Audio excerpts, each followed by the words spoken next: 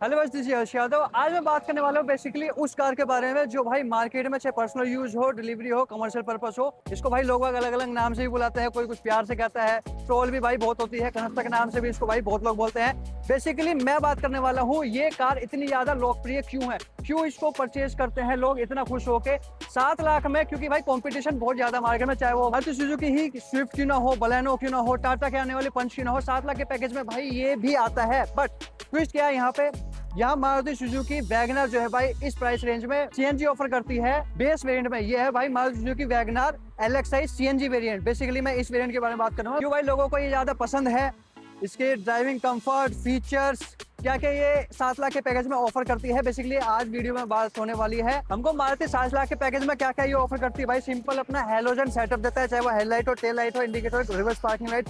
Body colour ही भाई इसके बम्पर्स मिल जाते हैं इस तरीके की सिंपल क्लासी लुक वाली ग्रिल्स मिल जाती हैं। सिंपल वाले वाइजर नॉर्मल ही हैंड से एडजस्ट करने वाले हमको ओआरवीएम्स मिलते हैं। इसका टॉल बॉक्सी डिजाइन जो सिटी लाइफ में हमको ड्राइव करने में काफी ज्यादा हेल्पफुल देता है, और ग्राउंड क्लियरेंस बेसिकली इसका ऑफरोडिंग में काफी ज्यादा हेल्पफुल होता है। गड्ढे उड्ढों में इसको कहीं भी खुदा दो, इसको फर्क नहीं पड़ता, ये बुरा नहीं मानती भाई। इस कार को हम एकदम पैसेंजर प्रिंसेस कह सकते हैं, जो भाई हमको कैब ड्राइवर वालों को या फैमिली कार को भी अच्छा खासा हमको भाई हेडरूम भी ऑफर कर देती है और लेग स्पेस भी। ये जो मेरी 5'11" हाइट है, ये सीट मेरे अकॉर्डिंग सेट है, तो भाई अच्छा खासा मैं आराम से रिलैक्स होकर बैठा हूँ, कोई दिक्कत वाली बात नहीं है। सिंपल अपने को भाई बोटल होल्डर, हाथ से मैनुअली एडजस्ट करने वाला सिस्टम, सेंट्रल लॉकिंग को कंपनी जो ऑफर कर देती है। सीएनजी वगैरह लगने के बाद स्पेस वगैरह गिर जाता है, कोई अपना स्ट्रोक वगैरह पूरा करे तो बिल्कुल स्पेस की धज्जियां उड़ जाती हैं। स्पेस वाइज तो भाई ये है ही नहीं। तो भाई बेसिकली हमको ये कार भाई सिंपल आगे सिर्फ पावर विंडोज देती है, स्टीयरिंग पे भाई कोई भी कंट्रोल्स वगैरह नहीं देती है, और ये स्टीरियो वगैरह कुछ नहीं देती है। ये तो आफ्टर मार्केट सारे काम है, बस अपने को भाई एसी वगैरह से चलाने के लिए मिल जाएगा। सिंपल भाई ड्यूल टोन अपने को इंटीरियर मिलने वाला है। मेनली भाई सीएनजी के अंदर आता है तो यहाँ पे भाई लेफ्ट में इसका पेट्रोल, राइट में अपने को सीएनजी वाला इसका सिस्टम फीचर देखने को मिल जाता है। अभी भाई इसके अंदर सीएनजी कम है तो भाई बत्ती ब्लिंक कर रही है, इसकी पेट्रोल लगी हुई है। यहाँ पे सीएनजी वाला यहाँ पे स्विच मिल जाता है अपने, अभी सीएनजी में लगी है और ये पेट्रोल में लगी है। अब भाई देखते हैं सीएनजी और पेट्रोल, जो कि भाई इसका इंजन 1 लीटर का भाई 3 सिलेंडर इंजन आता है, 67 PS की पावर जनरेट करता है और 89 Nm का टॉर्क हमको पेट्रोल वेरिएंट के अंदर जनरेट करके देता है।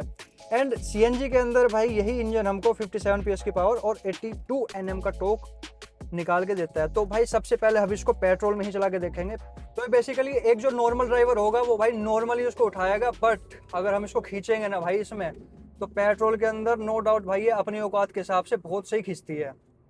मतलब 1 लीटर का भाई इंजन, इसका 1 लीटर का 3 सिलेंडर इंजन अच्छी खासी भाई पावर ये निकाल देता है। सिटी लाइफ के हिसाब से सीएनजी इज द बेस्ट। हाँ, वहाँ पे आपको भाई थोड़ी सी पावर की हमको कमी देखने को मिलेगी, बट अगर इसको आप पेट्रोल में स्विच कर दोगे तो भाई अपने औकात के हिसाब से, अपने वेट के हिसाब से अच्छा खासा आपको खींच के दे देगी। बट वहीं पे भाई मैटर करता है आपके पास पैसेंजर कितने बैठे हुए हैं। अगर भाई पैसेंजर ही आपके पास पूरे भर के बैठे हों, लगेज वगैरह भी इसके अंदर पूरा भर रखा हो आपने, तो भाई आपको नहीं निकाल के देगी। सिटी लाइफ में मेरे को नहीं लगता कि भाई 7 लाख के पैकेज में कोई भी कमी है। और भाई एसी वगैरह जो अपने को काफी डिसेंट एकदम ठंडी करके देता है। ये देखो भाई नॉर्मल उठा रहे हैं भाई, एसी में तो दब जाती है। एसी जैसे ही भाई चलाया, एसी में ये थोड़ी सी दबी दबी तो फील होती है, बट बिल्ड क्वालिटी वाइज भाई ये बहुत ही ज्यादा रद्दी है। मतलब बिल्ड क्वालिटी आप इनसे कुछ एक्सपेक्ट नहीं कर सकते। अगर भाई इनको थोड़ा सा क्वालिटी वगैरह देखोगे, ये सब बिल्कुल एकदम हल्की हल्की क्वालिटी है। ये देखो, ये जो नीचे है पूरा एकदम ये सिस्टम इसका हिला पड़ा है। बिल्ड क्वालिटी इनसे एक्सपेक्ट नहीं कर सकते। बिल्ड क्वालिटी करोगे तो भाई ये एवरेज नहीं देने की है। तो मारुति से या तो आप बिल्ड क्वालिटी एक्सपेक्ट कर लो या फिर एवरेज एक्सपेक्ट कर लो। भाई देखो रिलायबिलिटी तो भर भर के देते हैं आपको। इनकी भाई गाड़ी 4-4, 5-5 लाख भी बड़े प्यार से चल जाती है टैक्सी वालों की। तो रिलायबिलिटी के मामले में तो नो डाउट ही बहुत अच्छा परफॉर्म करके देती हैं। मारुति सुजुकी जो पेट्रोल इंजन है इनका भाई वही 1 लीटर का नेचुरल एस्पिरेटेड इंजन ही है इसका। जो ये वाला इंजन है भाई, इनके अंदर रिफाइनमेंट, स्मूथनेस तो भर भर के आप लोगों को मिलती है भाई। भले ये अगर पेट्रोल में इसको चला रहे हो ना, तो इसके अंदर स्मूथनेस तो बहुत अल्टीमेट लेवल की फील हो रही है। भाग भी काफी, मतलब अपने हिसाब से काफी सही भाग रही है। जैसे इसकी लाइट वेट बॉडी है, गियर शिफ्टिंग भी भाई इसकी बहुत सही मिल जाती है अपने को।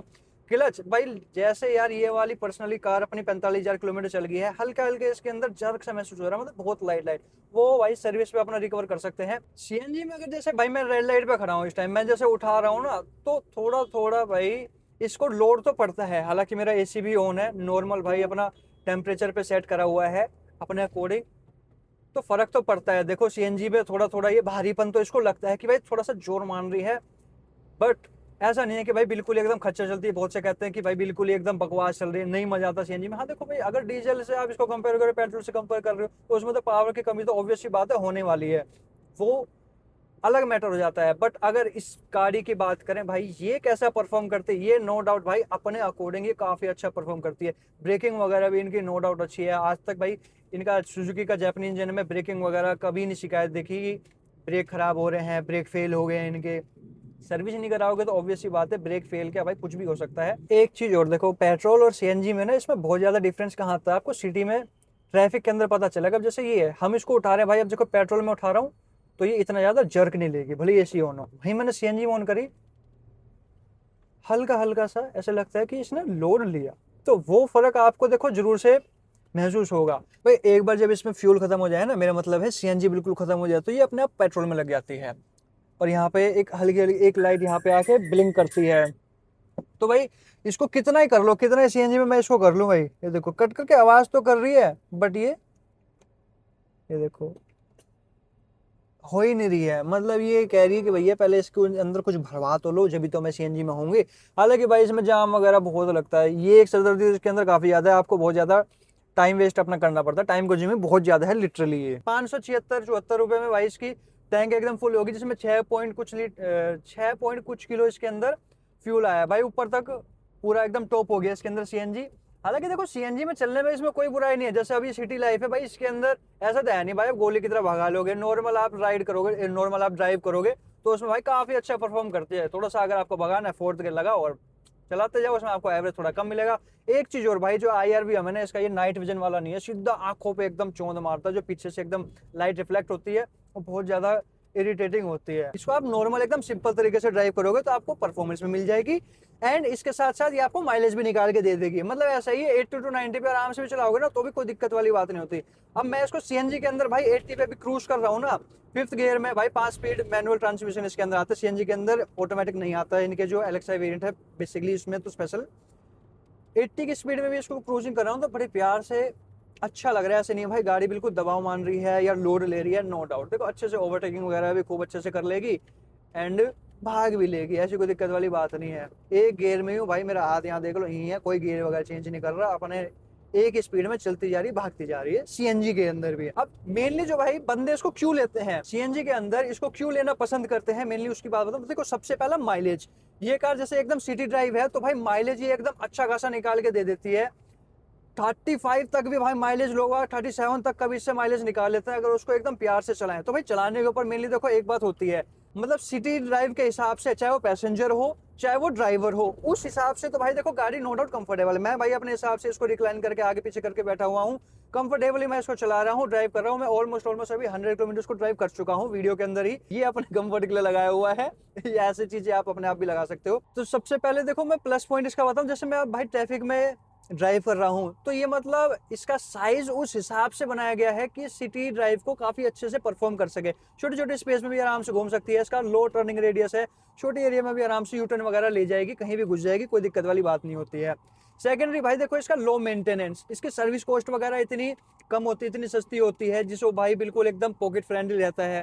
थर्ड देखो माइलेज, सबको पता है कि भाई इसकी माइलेज नंबर 1 है, इसका कॉम्पिटिटर माइलेज में तो कोई भी नहीं है इस प्राइस वेरिएंट में। मारुति सुजुकी का जो नेटवर्क है ना, नेटवर्क से मेरा मतलब है भाई कोई भी पर्सन इसको कहीं भी एकदम रिपेयर वगैरह कर सकता है, सर्विस वगैरह कर सकता है, चाहे वो ऑन सर्विस हो। मारुति एक ऐसा ब्रांड है जो भाई खड़े पांव कहीं भी बेच न जाओ, एकदम इजीली आराम से सेल आउट हो जाएगी। पॉजिटिव वगैरह हर गाड़ी में होते हैं और नेगेटिव भी होते ही होते हैं। इस कार के नेगेटिव की अगर मैं बात बताऊं अभी तक जो मैंने नोटिस करे हैं, देखो सबसे पहला बूट स्पेस। सीएनजी लगने के बाद इस कार के अंदर बूट स्पेस नहीं बचता है उस लेवल का जो भाई एक कस्टमर, एक पर्सनल ओनर चाहता है। हालांकि ये देखो कमर्शियल पर्पस के हिसाब से तो ठीक है, क्योंकि उनको सिर्फ सवारी जो होती है, उनके जो कस्टमर होते हैं उनके लिए सामान वगैरह रखना तो वो आगे रख सकते हैं, that doesn't matter. Next point भाई देखो इसकी build quality. Maruti build quality के लिए शुरू से ट्रोल होती आई है, लेकिन यही उनका एक प्लस पॉइंट बनता है एवरेज के मामले में। लाइट वेट बॉडी रहती है तो वो एवरेज में अच्छा परफॉर्म कर जाती है। नेक्स्ट भाई इसके पिकअप वगैरह की जैसे बात करें, हालांकि देखो 1 लीटर का 3 सिलेंडर इंजन आता है, पावर टॉर्क अपने अकॉर्डिंग काफी अच्छी है, परफॉर्म कर देता है पेट्रोल और सीएनजी में।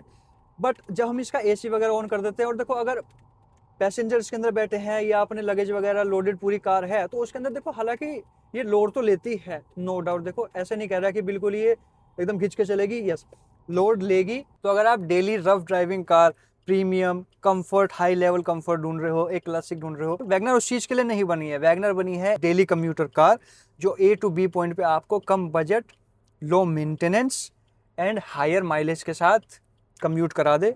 उस चीज के लिए आप जुड़ जा सकते हो, क्योंकि वही चीज कमर्शियल पर्पस में ज्यादा बेटर ऑप्शन देता है और वही चीज आपको मनी सेविंग ऑप्शन बनाता है। वीडियो देखने के लिए आपका धन्यवाद। Thank you so much. जय श्री राम।